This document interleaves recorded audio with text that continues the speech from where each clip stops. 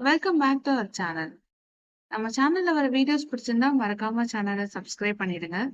இன்னைக்கான முதல் கேள்வி, இந்தியாவில் தேசிய வாசிப்பு தினமானது யாருடைய நினைவாக அனுசரிக்கப்படுகிறது?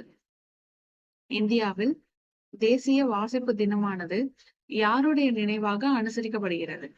Option A B R. Ambedkar, option B Jawaharlal Nehru, option C P N. Panicker, option D APJ Abdul Kalam.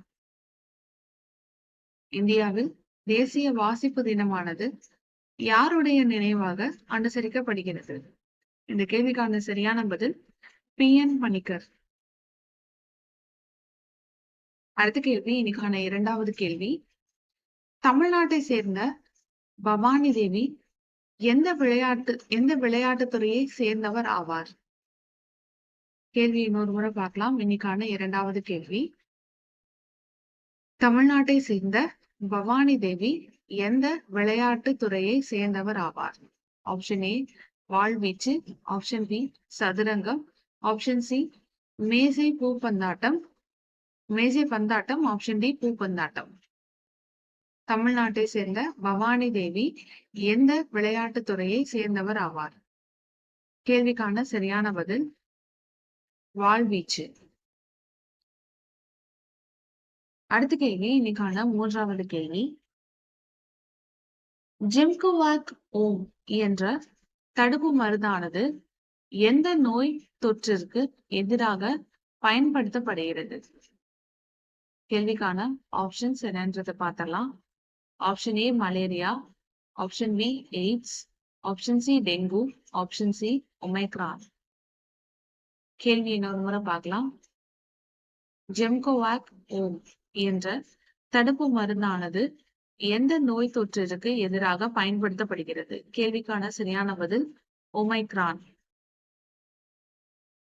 அடுத்த கேள்வி, இன்னைக்கான நான்காவது கேள்வி. 2023ஆம் ஆண்டிற்கான வருடாந்திர பாலின இடைவெளி அறிக்கையினை வெளியிட்ட அமைப்பு எது? கேள்வி இன்னொரு முறை பார்க்கலாம். இன்னைக்கான நான்காவது கேள்வி, 2023ஆம் ஆண்டிற்கான வருடாந்திர பாலின இடைவெளி அறிக்கையினை வெளியிட்ட அமைப்பு எது?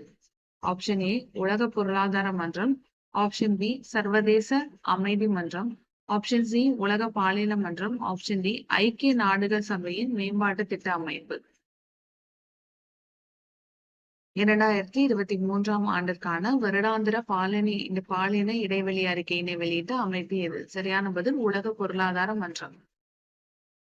அடுத்த கேள்வி, இன்னைக்கான ஐந்தாவது கேள்வி.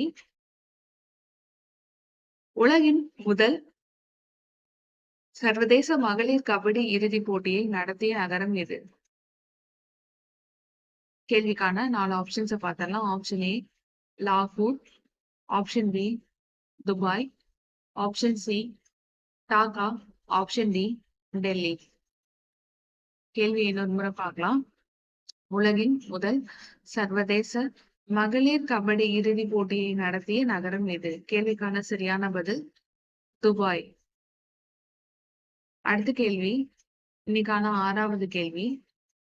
சரக்கு மற்றும் சேவை வரி வருவாய் வசூலில் பெரிய மாநிலங்கள் பிரிவில் 3வது இடத்தில் உள்ள மாநிலம் எது? இன்னைக்கான ஆறாவது கேள்வி. கேள்வி இன்னொரு முறை பார்க்கலாம். சரக்கு மற்றும் சேவை வரி வருவாய் வசூலில் பெரிய மாநிலங்கள் பிரிவில் 3வது இடத்தில் உள்ள மாநிலம் எது? தமிழ்நாடு, மகாராஷ்டிரா, கர்நாடகா, குஜராத். இந்த கேள்விக்கான சரியான பதில் என்னன்றதை பார்த்தலாம். 3வது இடத்தில் உள்ள மாநிலம் தமிழ்நாடு. அடுத்த கேள்வி, இன்னைக்கான 7வது கேள்வி.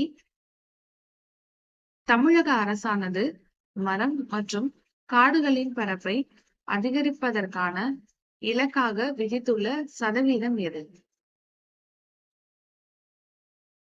தமிழக அரசானது மரம் மற்றும் காடுகளின் பரப்பை அதிகரிப்பதற்கான இலக்காக விதித்துள்ள சதவீதம் எது? 33%, 25%, 50%, 40%. தமிழக அரசானது மரம் மற்றும் காடுகளின் பரப்பை அதிகரிப்பதற்கான இலக்காக விதித்துள்ள சதவீதம் எது? கேள்விக்கான சரியான பதில் 33%.